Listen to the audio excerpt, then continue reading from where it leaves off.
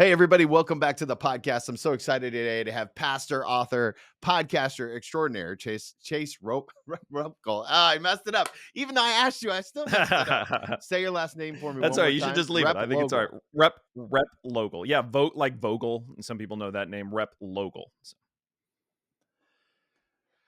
Well, so far in our podcasting experience together, I have given you the wrong link and said your last name wrong. So things are going well. Thanks for being on the podcast. Hey, I am glad to be here, and it's a hard last name. Not a great name for an author, right? So I probably should have had a pen name or something. Nobody can. It took me forever to learn to say it as a kid, so you did just fine. Well, listen, man, you're doing so many things in the ministry world. You're involved in so many things. Are you currently hosting three podcasts? One for your church, one for how to read the Bible with kids, and then your Pastor Writes podcast. Do I have that right? Yeah, yeah. The kids one we kind of hit pause this summer, and we're actually looking at in the upcoming year 2025 maybe rolling out a Let's Talk Bible for Adults podcast that goes through Luke and then corresponds with the kids one. So we're kind of in the middle of a pause, but there's about 22 episodes in the kids one, so we hope to bring that back next year. But yeah, I do that one, and then the pastor writer one, and then of course as a pastor you have sermons usually go out on a podcast as well. Sure. So I'm kind of curious from a macro perspective, how would you describe the calling that God has placed on your life? Yeah, early on, it was as a pastor. I felt really strong. I thought I was going to law school. I was really involved in speech and debate in high school and had done well with that. And so I kind of had a path towards law. But I felt the Lord leading me into ministry. Came to a little Bible college, and started studying for ministry, and ended up going on to seminary. And first and foremost, that's how I see myself. I'm a pastor, but it's out of that pastoring, trying to navigate questions people have. But then particularly as a pastor, you preach a sermon every 7 days, right? So you get 6 days and then you're up again. And there were so often passages where I would find myself saying, "Man, I wish I had 3 or 4 weeks to just think more about that verse or that section." And writing came along really as a way for me to explore more deeply the scriptures and the questions my congregation was asking. And I actually started pretty early on transcripting my sermons. I'll write them all the way out. I'm pretty loose with it in the pulpit, but I got in the discipline of really Hmm. trying to figure out how I wanted to say what I wanted to say, and fell in love with that process of writing. And so the writing has come out of pastoring, but that podcast, Pastor Writer, is really a reflection of kind of how I understand my own calling. It's to pastor and also to do that through writing as well as speaking. One of the things that I believe wholeheartedly is that as you grow in leadership, the ability to communicate and to write is paramount, right? Like you have to be able to do it whether that's an email or book or an ebook or just website fodder, right? How has writing changed the way that you lead people? Mm. Yeah, it's a really good question. I resonate with what you're saying too. A couple things on the writing. I really early on, I had an editor say to me, "Good writing is good thinking." Mm, And that really freed me because I was really caught up, like most writers, the idea of like, am I a writer? Is my writing good enough? I'm not producing the kind of writing that's like my favorite authors. And so recognizing that really writing is primarily about thinking, and the gift of writing is it helps you learn to think more clearly and articulate what you're thinking. And the other side of that was helping reminding myself, which I still do often, nobody reads what you write, they read what you edit. So you don't have to, just because you wrote it, doesn't mean you have to share it with so the world. good. Some people should edit more, Amen. but you get to work on it and keep seeing it improve. That's the other thing I really like about writing. When you say it, it's out there, when you're speaking, but writing gives you a chance to come back again and again and really refine those processes.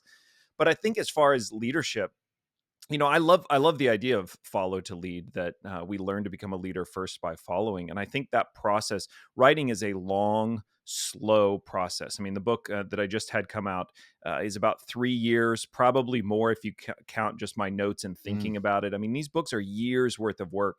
And the other thing about writing, people don't realize, it's solitary, right? I mean, I've worked on this book. It's funny, the book came out and you get really excited for these launch days because everybody gets their copy in the mail. But then you have to temper your expectation because it might be months before they actually read it, right? Just because they have it doesn't mean they've read the book. So writing is this massive process of just patience and perseverance and believing that, with time and enough discipline, the work's going to improve. And that's in many ways how I think about pastoring as well, too, right? We have, our church name is called Bent Oak, which there's these bent oak trees around the Ozarks where I live. The Native Americans would tie down they call them trail trees. They'd tie down these saplings so when they would grow, they'll grow with this kind of crooked shape to Hmm. them, and they're really easy to spot because they turn horizontal or parallel to the ground. So compared to all the other trees that are growing straight up, you can really see these trees. And they would use them to mark trails or to mark water or shelter. And I love that image because that's the kind of patience. I mean, if you tie down a tree, it might be 30, 40 years until it's big enough to mark a trail. But somebody did that work so that somebody else years later would be able to navigate the woods. And I think that's a model for me of what pastoral leadership is. It's patience, it's faithfulness over long periods of time. It's not trying to just fix people and move on. It's really about being present with people, coming again and again, week after week, year after year before the word. So, yeah, writing, the patience writing has produced in me, I think has made me a better leader and pastor in that way as well. I'm always fascinated by writers who do deep work. You're there's as somebody who just reads a lot of books because of podcasting, and you know this as well, is that there's two different types of writers. They're the one who is writing to get a thought out, but there's one who's writing who because they love the deep work of writing. And from my perspective, you definitely fall into that later category. And so I'm reading this book and I'm thinking about what it would be like to be a lead pastor who does three podcasts, who also has a family. And then I look on your Instagram and you're sailing and you're hunting. And I was like, holy smokes, right? When does Chase have time to do the deep work? And then I'm thinking about the leaders who listen to this podcast, and I'm like, a lot of these leaders struggle with finding space to do the deep work that elevates their leadership and their thoughts. How do you break that into your schedule and calendar? Yeah, well, unfortunately, it's one of the areas too where Instagram and social media personas may not be as real to form. Just because I'm doing a lot of work doesn't mean I'm doing it all well. I actually pastor a smaller congregation. My church is about 130 people, Okay. and I'm bivocational. So, and we have from the very beginning, we've kept the church extremely simple. I mean, I've always felt like Mike Hall. Eugene Peterson used to talk about these three things, and it really resonated. It's to be prepared to preach. I want to study the word, and when I get into the pulpit, I want it to have done its work on me first, right? I want to preach out of having really wrestled with the passage. I want time to be with people. So I'm really passionate about, I mean, today I've got appointments, tomorrow I've got a lunch and a dinner with people. I really try to prioritize being with my congregation. And then I want time for prayer. I want to be able to pray over the study I'm doing. I want to pray over the people in my congregation. And that's it. I mean, we have a very limited kind of everybody on our staff or our team that we stipend is part-time, and the church is really really simple, and part of that's been I think our people need that, and we could talk about that, but it's also for me, I think this unique calling I have to pastor and write means each of these things I'm perhaps approaching differently because of that. And so, yeah, I'm bivocational. So I try to work, I work with a few nonprofits outside of the church as well too, and that kind of helps fund me to buy back a little bit of my time to work on things like the books that I want to. And so it's been, it's been really strategic. I've tried to build the kind of life and work that would create space for the writing. And that means, saying no to a lot of things. It means, yeah, I joke, we don't watch a lot of TV. I'm usually at night with a book in my hands when the kids go to bed. So, it's a cliche answer, but we find time, for what we need to. And for me, it's worked out, but it has been really intentional about kind of building the kind of life and work that will facilitate that space for the writing and thinking that I want to do. What kind of work do you do with the nonprofits? Yeah, so I do some writing. I'm doing increasingly more kind of curriculum or kind of helping people with book projects, but I also do a lot of kind of messaging writing for nonprofits. If you're around nonprofits, when people ask, "What do you do?" A lot of times it's this sort of spilling out of all the things we're passionate about and all the things we're involved in, especially when it comes to trying to work with donors or work with the broader public, being really, really clear and focused on what it is you're doing and accomplishing. So I work with nonprofits around messaging, trying to really make sure they're honing how they explain what they do and how they do it. And I have the opportunity to work with some great local nonprofits. Great, the Warriors Journey is works specifically with military members. I'm pretty involved there. So yeah, meaningful work as well too. And still, as you sort of hear, still sort of tangentially related to the writing as well, right? So can I kind of double up as much of this work as possible? Yeah, I'm the same way. So I'm bivocational, part time, Okay, great. associate Mhm. pastor of disciple making, and then what I do then is pour into leaders through my coaching business, and kind of run both simultaneously. Um, how do you decide when to rest? Because I know that when you've got your hands in so many things, it's not like like a lot of my full-time pastor friends who have a traditional Sabbath, they will just take like, okay, but one day a week, and maybe it's Friday into Saturday or something like that. But I'm sure there's opportunities for you to do church work or nonprofit work or writing work all the time. How do you Mhm. determine what rest looks like in your rhythms? Yeah, it's a good question. I've always struggled to get a full day. So Same, as you describe it, I understand same. that well. And I that's not an excuse. I'm constantly trying to figure out if I can do better on that. But I think the thing I also really pay attention to is the kind of restlessness work that kind of goes on within your mind and your heart. And I feel that particularly, when you're working on a project or you're, writing on a book, and you can feel yourself working even when you're not working, and you can feel yourself obsessing.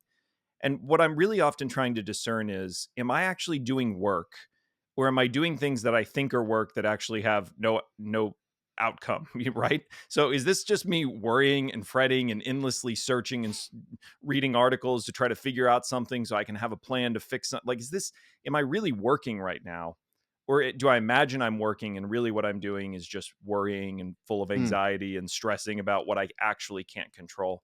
And I try to get really honest with myself about that, right? When there's time to work, I want to do actual work. And when I'm not working, I want to leave those things on the desk and walk away and not be carrying around pretend work in my heart and in my head where I'm really just obsessing. So trying to get really clear about, what the work actually is that you're being called to do. What is actually in front of me to do, and can I just do that work?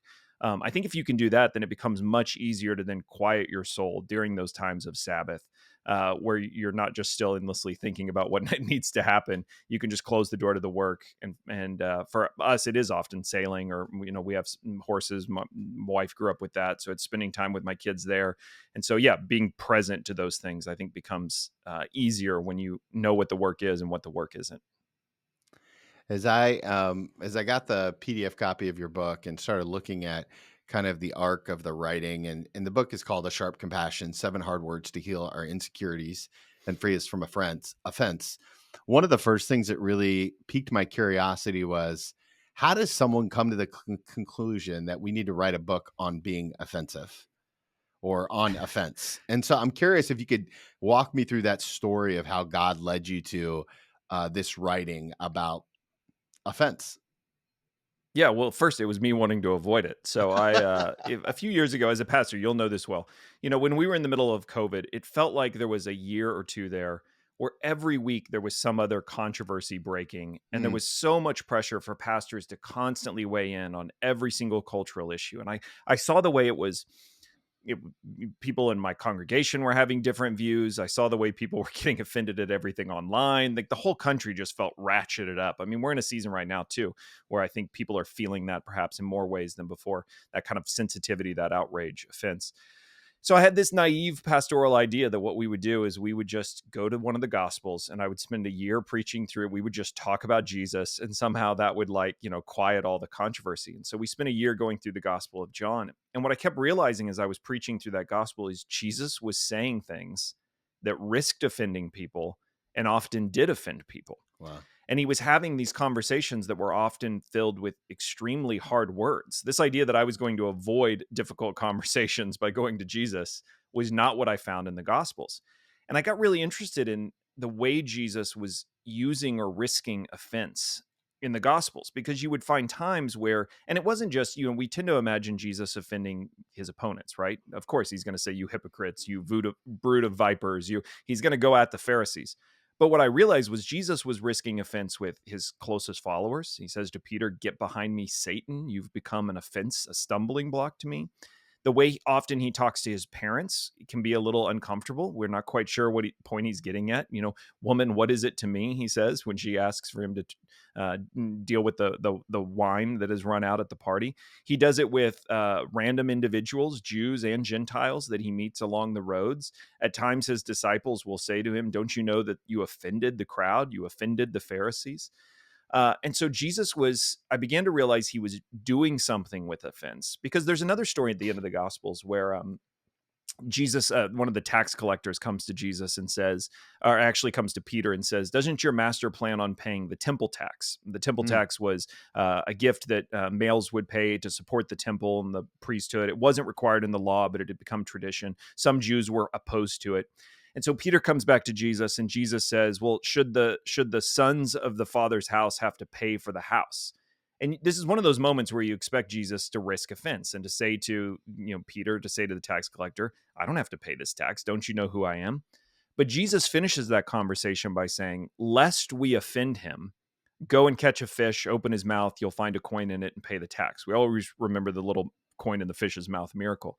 But what really struck me was here was Jesus deciding not to risk offending someone. And so I began wrestling with, well, what is going on? How is Jesus so willing at times to offend people? And yet you have these stories where he chooses not to offend.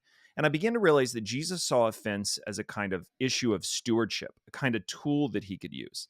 And it was used primarily to help reveal a person's heart or motives. Jesus would speak a hard word to force them to see their own inner life. This is the image of Jesus with a sword, that double-edged sword, his words that cut into the soul and spirit and divide.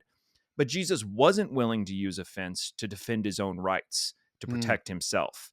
Don't you know I don't have to pay this temple tax? He's not willing to risk offending for that. He's only willing to risk offending if it's a word of revelation to that person about their actual inner life.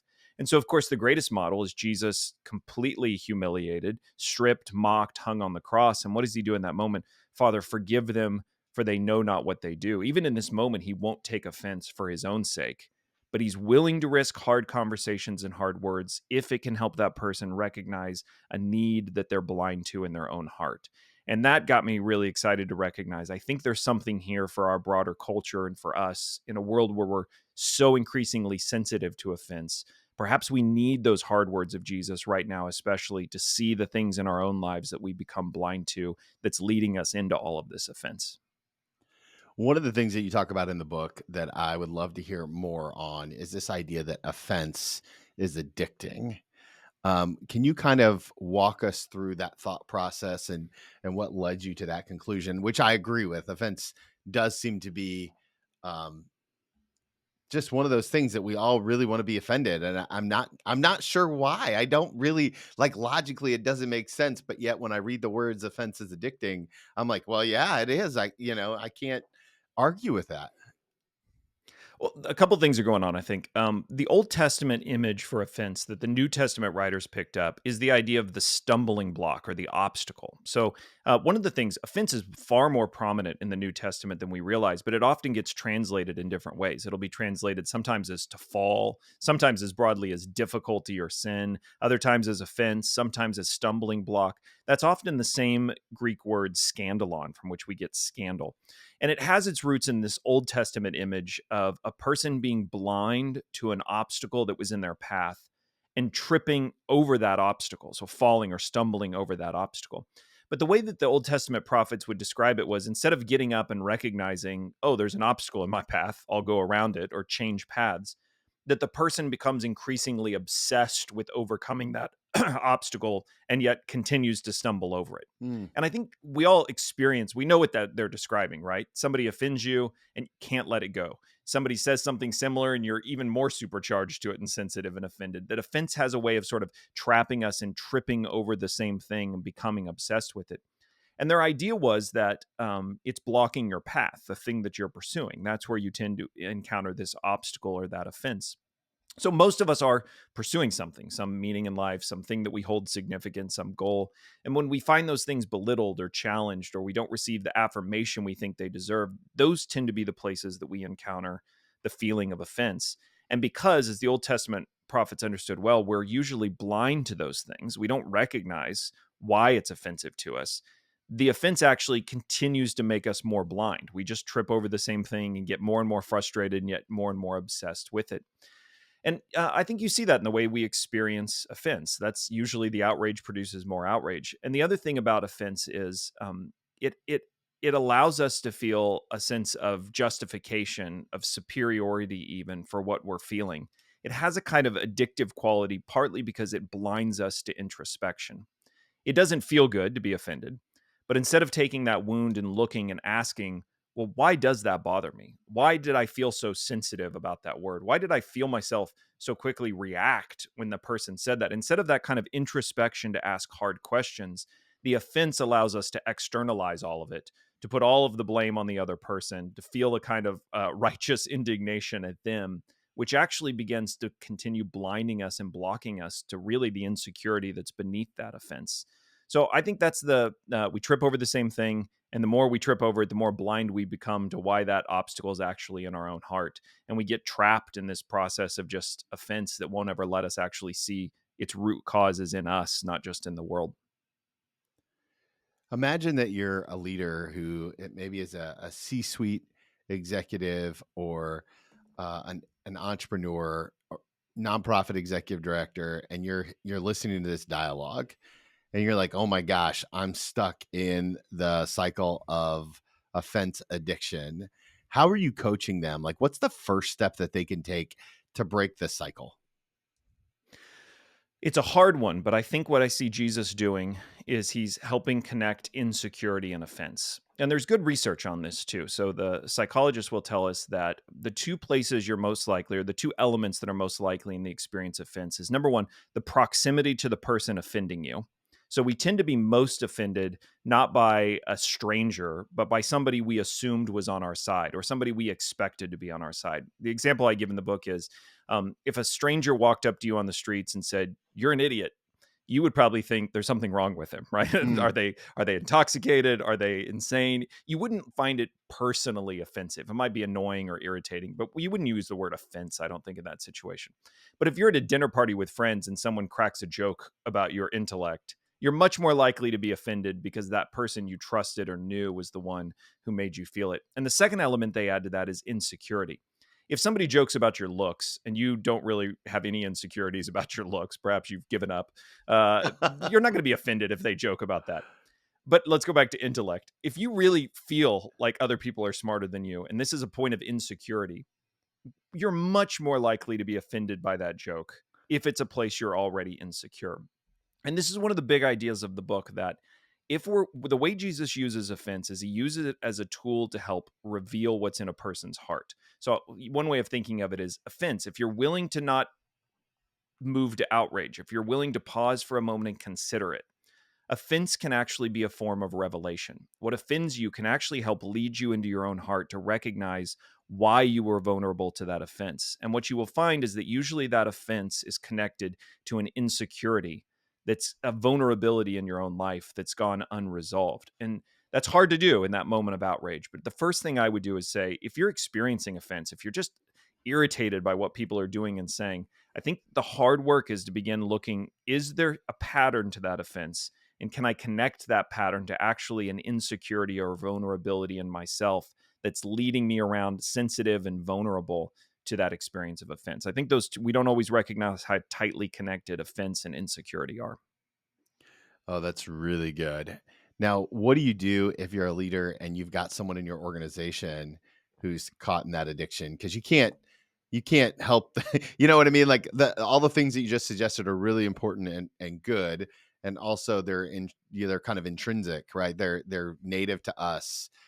If I see someone who's like causing a problem for the culture of the place that we're trying to call our work, or even, if you're parenting, how do you help how do you help a teenager see their offense and their Yeah. need for it?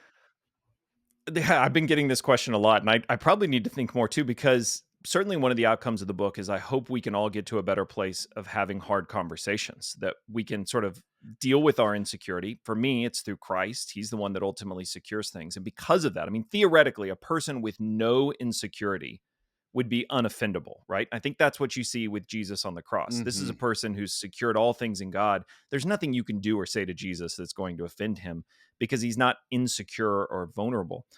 We struggle with that, right? So uh, I hope we can find ways to start having meaningful conversations that are often hard conversations. But I think probably the first thing that needs to happen is we need to get really good at it as individuals. Yeah.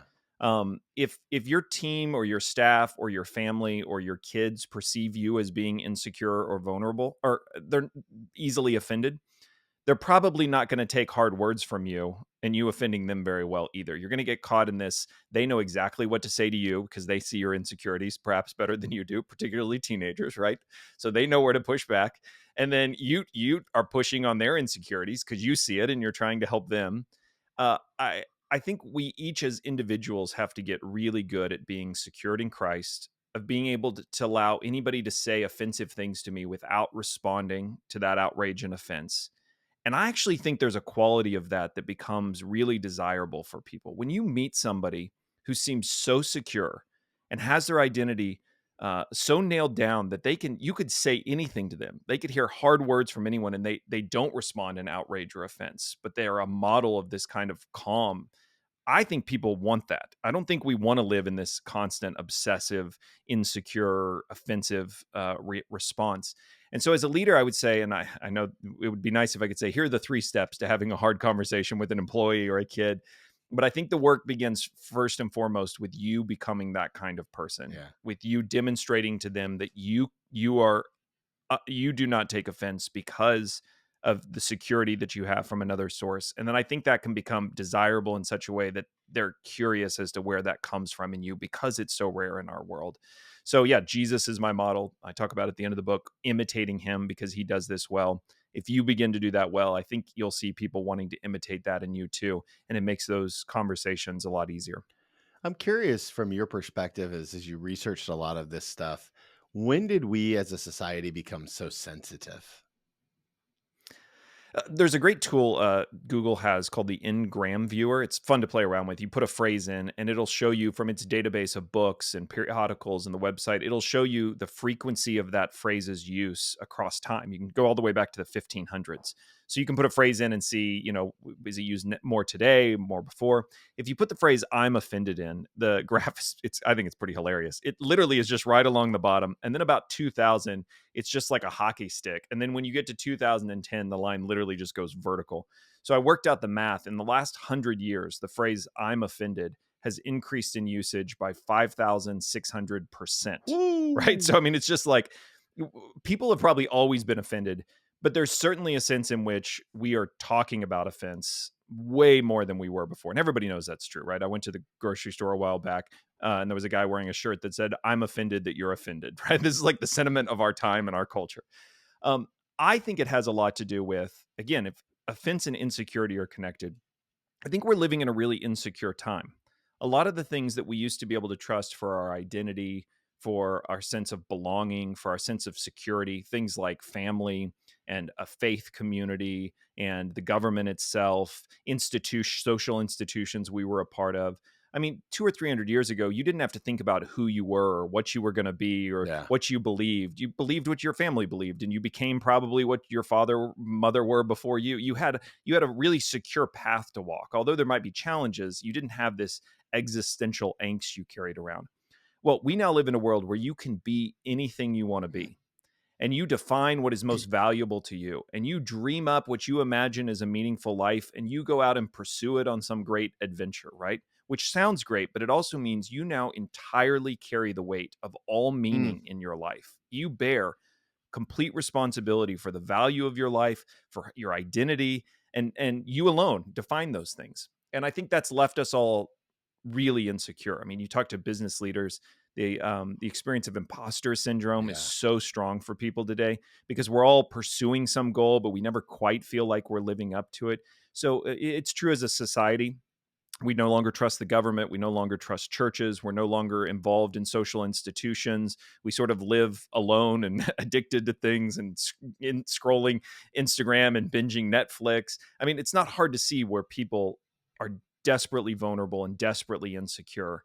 And so, what happens when we walk around with all of that insecurity, desperate for somebody to affirm us, but not getting it? Well, the outcome is offense, a sensitivity to offense. And I think that's what you see the world sort of constantly spiraling into greater and greater cycles of offense. So again, connected to insecurity. And I think we just live in a really insecure time. Do you have any hope that that time will end? I mean, I think people are seeing some of it on the larger cultural scale. I mean, I think we're increasingly recognizing that being alone has devastating Yeah. consequences, that the lack of deep friendships, particularly in men. You know, you look at like some of the suicide rate. I've done some work on a men's book before. Some of the suicide rates in older men who don't have friends is really disturbing. So I think we're realizing, we're alone, we're unhealthy, we don't belong to anything. I think you're starting to see people that the big risk we thought of the new atheist movement, that people would just walk away from faith, has not panned out. Now people are in a kind of consumer where they're kind of looking for whatever faith fits them. But there is at least an openness, I think, to faith that maybe 20 years ago we imagined in the secular West wouldn't exist. So I'm hoping, people will begin again to find some of that security and meaning through Christian faith. So I think there's opportunities. I'm not hopeless about this. But each of us, I think, have to be really honest about, we're living with a lot of insecurity, and there's going to be consequences to that insecurity if we don't learn to secure those things. For me, ultimately in Christ, I think that's the only thing that really can give you that kind of confidence you need to overcome offense. As this book gets out into the wilderness, I'm always curious what it must be like from your perspective as the author of like, what does it feel like? What's it mean? So as this kind of like seeps out into the world, what are some of the ways that we can kind of pray alongside you for this book and Mm. just the feelings that you've been experiencing as this leaks out there? Yeah, man, I really appreciate that question. I think one of the definitions of a good book is it gives us language to have conversations that we didn't have language for. So, a good book, I sometimes will talk about the five love languages because everybody knows that. Sure. Everybody was dealing with issues of communicating, giving, and receiving love in relationships. But that book came along and gave us language to be able to talk about it. And I think that's why that book did so well. I hope this book gives us language for beginning to actually understand offense Mm. when we experience it, that it's no longer a blind spot, a feeling, but when we feel ourselves offended, we now have some tools and some language to explore that deeper within ourselves and perhaps even to talk about it with others. So I hope the book gives language to the experience that makes it useful for people. And I do hope it, at the end of the day, I hope it helps you read Jesus and Jesus's stories Mm. better, because I think that's where this has to ultimately come. Um, G.K. Chesterton, a great British writer, said use the image of having two eyes, that we actually see the world with two different images, two different vantage points, because there's space between your eyes. You actually see everything at two different angles. And your brain combines those two images. And it's because of that space, those two angles, you actually get a better perception of depth. So if you only had one eye, or if you've ever had to wear like had an eye surgery and had to wear a patch, you lose a lot of your spatial awareness, your depth, because if you only have one vantage point. And Chesterton says that that's how we often can see spiritual truths too. That Jesus, we have one angle on Jesus, which is he is kind and he is patient and he is compassionate, he's meek. But the other vantage point, the other angle we get on Jesus in the Gospels is that he is also quick to speak the truth, quick to speak a hard word. His words, like a sword, are willing to divide into our own souls. And it's when you hold together those two, we want Jesus to be one or the other, right? We want Jesus to just be a cursing brawler who just takes down Yeah. people, or we want him to be just like with children and sheep in Buddy the Jesus. field.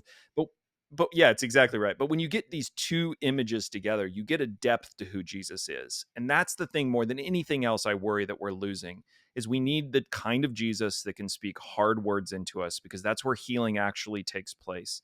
And so I hope the book will give you an encounter with Jesus and his hard words in such a way that they would work real healing in those places of insecurity in your life. And that we could hold those two Mm. images together going forward. We need both of those if we're going to heal what's broken. Amen to that. A year from now, what are we celebrating about what God has done on your platforms, whether that be the Pastor Writer or the Let's Read the Bible podcast or your next book or this book? What are we celebrating about the outlets that you get to have influence over? Hmm. I'm a man of low vision, so I don't tend to cast large visions into the future. I'm all about, as we talked about everything I'm doing, I'm all about what is the work in front of me. So I often don't have a great sense of long term where God is taking that. But I would say, I hope a year from now, I hope the Holy Spirit and the Lord is still stirring things in me to investigate and to write. And so that's true now. There's things I'm thinking about and possibly working on next. And so I hope a year from now, I mean, in so many ways, I hope I'm doing what I'm doing now. I hope, the Lord's helping me see things in my own heart, and he's helping me use the tools of writing to bring those to other people. And through that work, all of us are pursuing Christ in a better way. So, man, I hope a year from today, I hope I'm doing a great podcast like this one, and I hope I'm closing the Zoom call afterwards and opening a Word doc and working on whatever project comes next. I have one more question for you. Actually, two, I think. But before I ask it, I know that my podcast family is going to want to connect with you all over the interwebs. Where is the best place to learn all things Chase? Sure. Well, because Replogle is a hard word to say or spell, Pastor Writer. Everywhere is Pastor Writer. So if you do pastorwriter.com, it'll take you to my podcast. You can email me there. I'd love to hear. But you can also just on Twitter, on Instagram, on Facebook, Pastor Writer. And the book, any of those places you can find the link. But if you go to a sharpcompassion.com, a sharp, just the title of the book, a sharpcompassion.com, there's more information about the book. There's an online assessment you can take. So it'll give you even a percent score on maybe how you might be experiencing offense in your own life. And again, you can reach out to me there if you read the book or have questions or thoughts. I love hearing from readers. So feel free to shoot me an email. I'd love to hear from you. So I love to ask advice questions. And I'm going to invite you to go back and give yourself one piece of advice, except I get to name the season of life that you're in. Right. And so I really do believe that you have an incredible heart of a pastor. And so I want to take you back to the very first sermon that you've ever preached. Right. You just finished preaching this sermon to this kind of this crowd that was no doubt enthralled by all the words that you used. Right. If you could pull that younger version of yourself off to a side room, sit knee to knee with him, hold his hands, look him in the eye, and give him one piece of advice about the journey he's about to go on, what are you going to tell him? I'll probably end up making two. See, I always make 2 points out of 1 point. So I'll say it in one sentence and then I'll explain it. I would say the sermon you just preached does not matter as much as you think it does. Mm, And that's because what matters far more is a decade of preaching. What yeah. matters far more is a decade of work. Especially when you're young and I was young, it's really hard to see that way. But increasingly I realize what my people need from me as a pastor is not a great sermon. What they need is a decade of me being a faithful pastor who knows them personally, and week after week I'll take B sermons week after week after week in relationship with people than the occasional A+ sermon. That faithfulness to work and to congregation and to family, I believe in that more and more. We live in the time where everything's sort of big and everything's launch and promotion and sales, and I just want to be a faithful, steady presence in my preaching and my work and my parenting and my relationships. So I would tell my young self, my very excitable young self, great work, but just know you've got thousands more of these to go, and that faithfulness matters more than just that single home run you're shooting for. Sunday comes every single week. Yep. Every single week. Okay, bonus question. I don't normally ask this, but because I love your style of writing and because I think you're a good writer, I'm curious to get your opinion. I am this is totally for me. So podcast family, if you want to just Yeah, go ignore right ahead. I this. love it. Uh I just signed my first solo book deal and I'm Oh, working on a congratulations. project that, like you said, that's been ruminating for years. And I am staring down the barrel of, you know, I basically have about 40,000 words left. What's your Mhm. number one tip to an aspiring writer? Oh, well, you're pretty far along. I mean, often I'll say to writers, "Write," like, which seems obvious, but I mean, it sounds like you're doing that. I think there's so much great writing advice out there, but I think you have to figure yourself out as a writer, and you have to do what works for you. You can get really trapped in like, this great writer with this writing course says I have to write 500 words a day, and that's the secret to getting things done.